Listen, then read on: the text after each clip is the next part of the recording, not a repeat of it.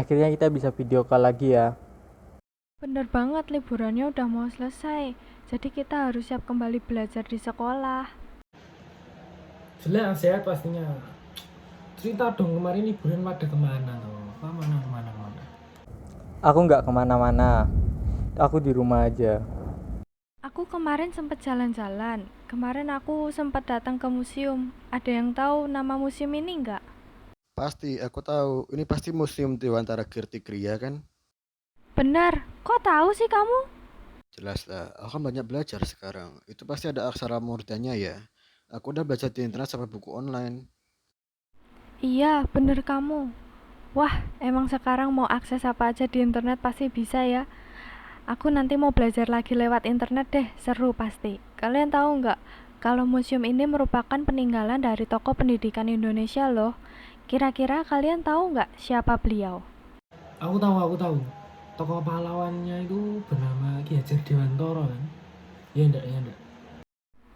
Iya bener, pasti banyak literasinya di media sosial. Emang ya, banyak banget yang bisa kita pelajari dengan teknologi yang modern ini.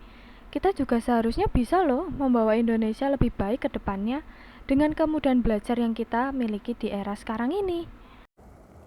Jangan tanya aku udah jelas setuju banget sama pendapatmu Sel.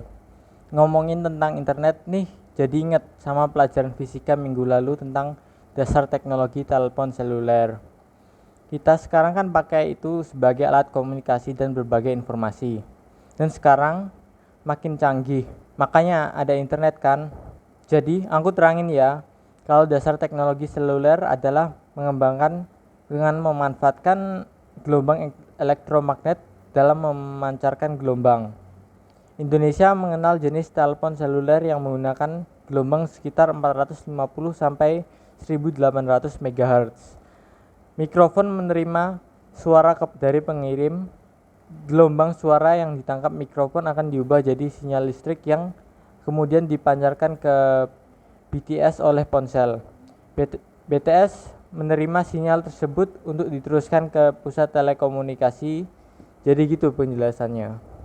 Oh gitu ya. Aku hampir lupa sama materi ini. Makanya sekarang kita tahu cara kerja telepon seluler dengan memanfaatkan gelombang elektromagnet. Makanya kita bisa saling terhubung dengan HP. Iya, makanya kamu banyak baca biar paham. Ngomong-ngomong, setelah pembukaan tadi kita jadi bahas tugas-tugas minggu lalu nggak? 2 hari lagi kan kita udah masuk sekolah ini. Kita mulai dari tugas kimia ya. Minggu lalu tugasnya tentang titrasi asam basa. Kita ambil dalam proses pembuatan jus buah apel. Penentuan kadar vitamin C atau asam askorbat dapat ditentukan dengan dua cara titrasi, yaitu dengan titrasi asam basa dan titrasi idiometri. Cara pertama biasanya menggunakan larutan basa yang kuat seperti natrium hidroksida yang sudah diketahui konsentrasinya dengan bantuan indikator fenopetalin. Cara kedua menggunakan prinsip reaksi reduksi oksidasi di mana ikatan rangkap pada asam askorbat akan mengalami adisi dengan bantuan indikator amilum sebagai penunjuk terjadinya oksidasi ion. Iya, punyaku juga kurang lebih sama kayak kamu.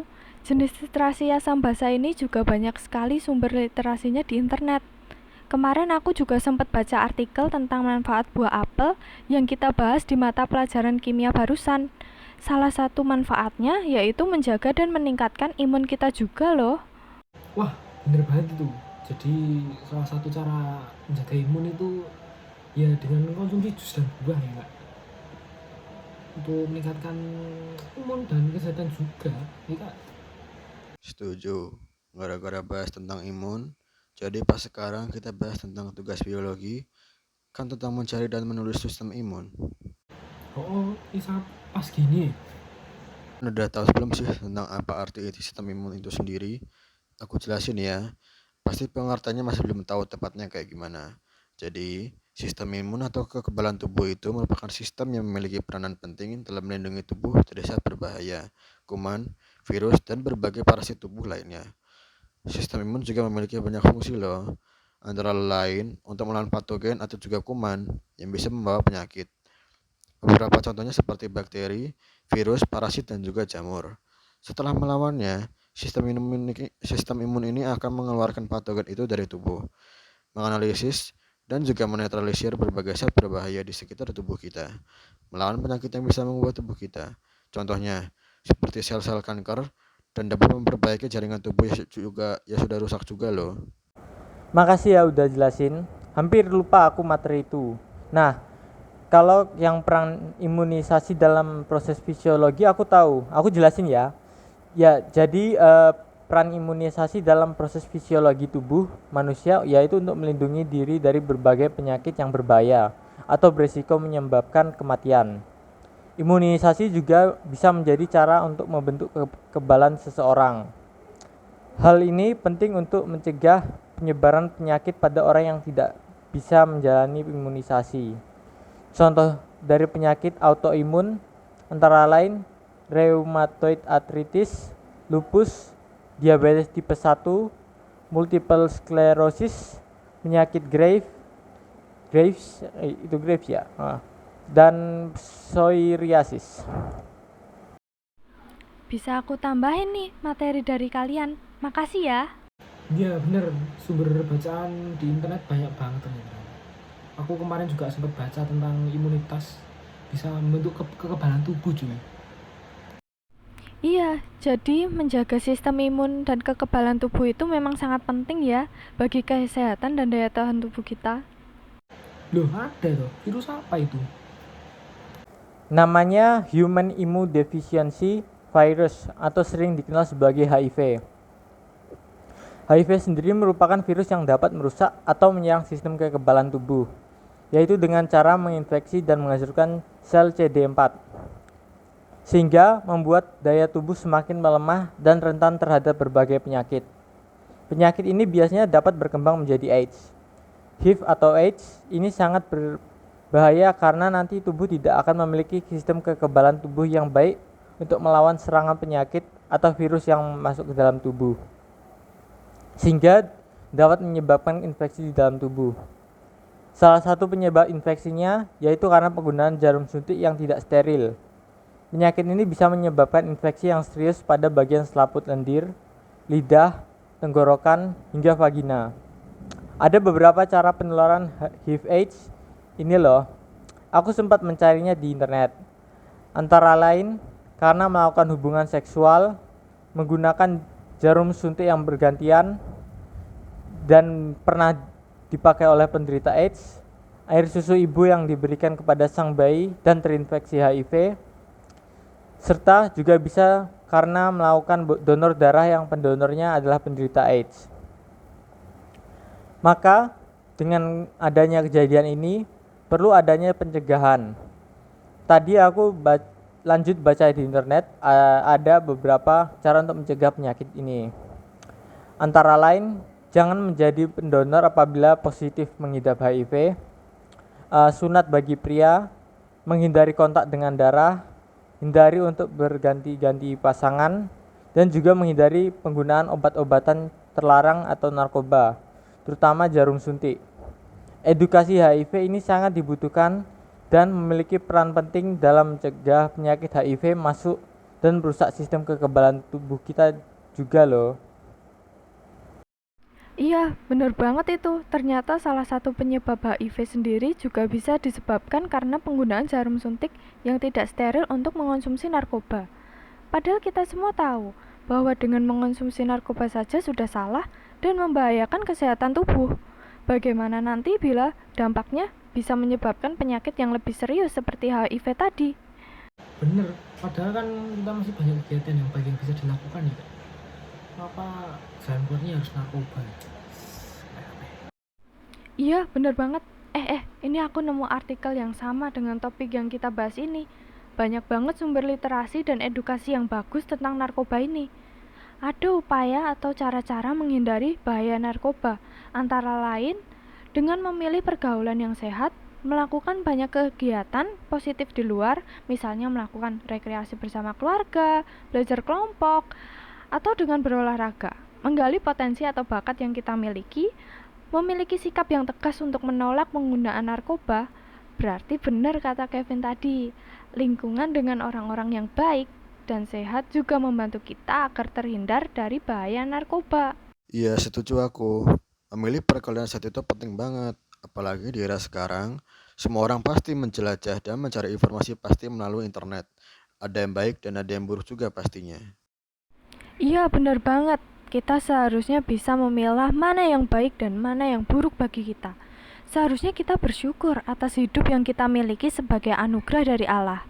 Dengan menyayangi diri kita sendiri dan menjauhi narkoba, serta mengisi waktu untuk melayani sesama, itu sudah menjadi wujud rasa terima kasih kita kepada Tuhan. Bisa mengembangkan dan melatih potensi yang ada dalam diri kita, berteman yang sehat, dan pandai dalam menggunakan internet dengan bijak, juga menjadi rasa syukur kita kepada Tuhan. Ya, hendaknya anugerah yang telah Tuhan berikan mampu membuat kita bertanggung jawab terhadap diri sendiri dan bisa melakukan sesuatu yang lebih berarti daripada hidup bersama dengan narkoba. Setuju, kita memang harus bersyukur. Apalagi sekarang kita sudah merdeka dari jajahan zaman dulu. Seharusnya kita bisa membuat hal baru yang positif ke depannya dengan memanfaatkan media sosial dengan baik dan positif pula. Guys, ngomong-ngomong, temanya ini kan tentang fungsi media sosial. Sebagai seorang pembelajaran kan, aku punya satu analogi. Analogi apaan, Vin? Sebenarnya kejadian kita sekarang ini sama punya kaitan dengan pemuda-muda di Indonesia memperjuangkan kemerdekaan Indonesia. Tapi bukan dengan tenaga aja, tapi dengan pikiran juga. Kok bisa, Vin? Kita sekarang ini kan juga berjuang untuk belajar dan mengejar cita-cita kan. Bayangin aja, kita yang dulu bisa bebas, tiba-tiba ada COVID, terus kita harus dibatasi buat bertemu, nggak bisa ketemu guru, belum lagi kesulitan kita pas PJJ ya. Tapi kan kita tetap berjuang dengan cita-cita yang ingin kita capai ya. Kita berjuang buat paham materi, harus ngerelain lihat HP berjam-jam ya. Pas pelajaran meeting, nah ini kan konsepnya sama kalau pas pemuda kemerdekaan berjuang untuk melawan Jepang ya, untuk bisa Indonesia itu bisa merdeka pas Jepang kalah sama sekutu kan. Oh iya, waktu itu kan pemuda Indonesia harus memutar otak dan memperkirakan kemungkinan-kemungkinan yang bakal terjadi kan ya. Sampai akhirnya Indonesia menyatakan kemerdekaannya. Perjuangan para pemuda bukan cuma dengan tenaga, tetapi juga dengan pikiran. Kayak organisasi massa radikal kayak PNI sama Partindo, yang organisasinya itu perjuangan keras banget. Nah iya itu maksud itu. Jadi kita jangan sampai hilang semangat ya untuk melawan kebodohan. Apalagi kan sekarang kita punya fasilitas internet ini kan bisa buat belajar gitu. Oh iya, analogimu masuk, Vin. Wah, gara-gara ngomongin tentang fungsi internet dan media sosial, aku jadi keinget. Kemarin aku lihat di berita di internet banyak banget bahas tentang bencana gunung meletus yang sering terjadi di beberapa daerah. Bener banget tuh. Tapi kalian tahu nggak sih, ada loh langkah yang bisa kita lakukan untuk mengurangi dampak erupsi dari gunung berapi ini. Ada beberapa cara yang bisa kita lakukan untuk mengurangi dampak dari ledakannya loh. Wah, beneran ada caranya? Gimana? Aku tunjukin ya. Siap. Nah, gini nih caranya.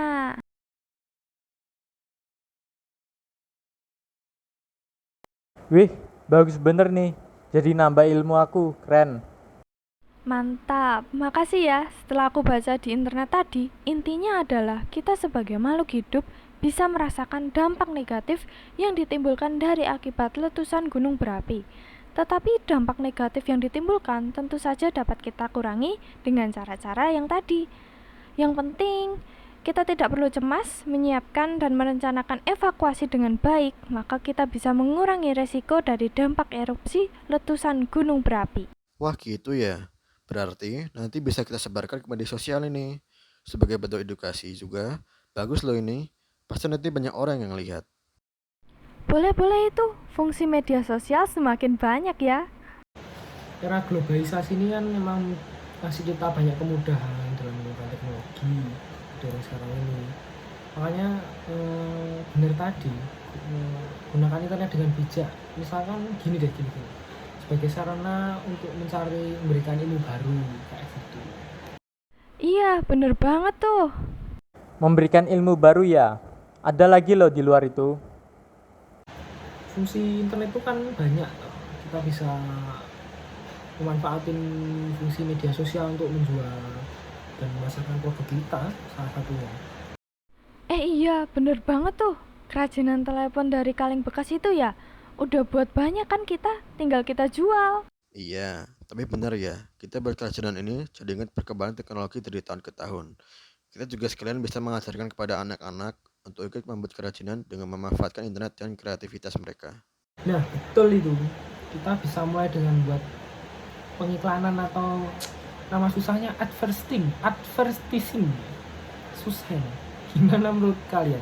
Nanti iklannya online gitu loh. Untuk foto, terus iklannya nanti digital.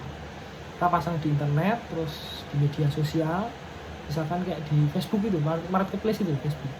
Kalau bisa COD, Instagram juga bisa.